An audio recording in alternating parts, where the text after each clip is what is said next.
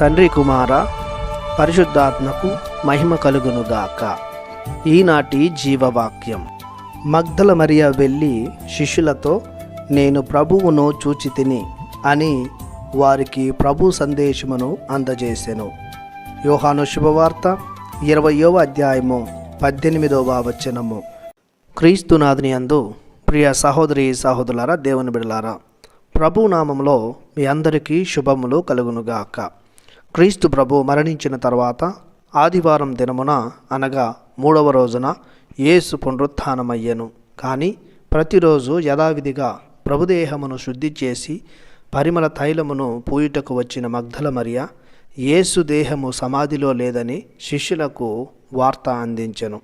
శిష్యులు పరుగున వచ్చి యేసు దేహము సమాధిలో లేదని నిర్ధారించుకొని వెళ్ళిరి.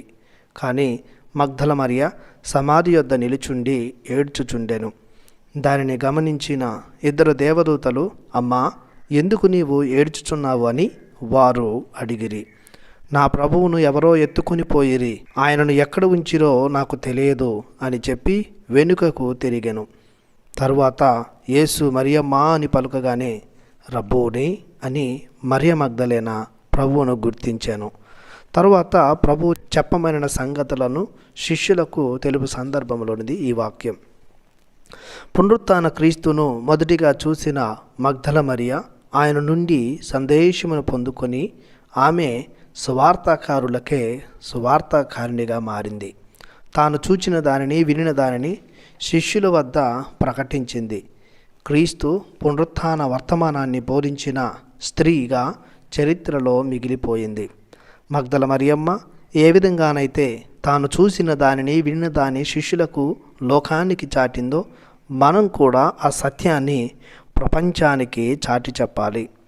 మనం కూడా మన దైనందిన జీవితంలో పొందుకున్న మేలులను, ఆశీర్వాదాలను, రక్షణను గూర్చి ప్రకటించాలి.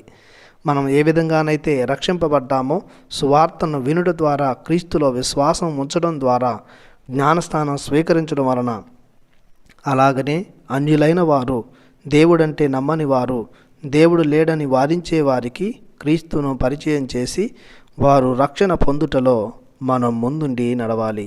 క్రీస్తుకై తాపత్రయపడాలి. ప్రార్థించుదము.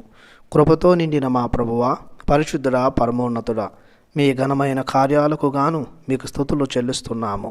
మీ ప్రియకుమారుని పునరుత్థాన శుభవర్తమానాన్ని లోకమంతటికి క్రీస్తు ప్రభుని శిష్యుల ద్వారా ప్రకటింపజేసి మమ్ములను రక్షణలోనికి నడిపించారు.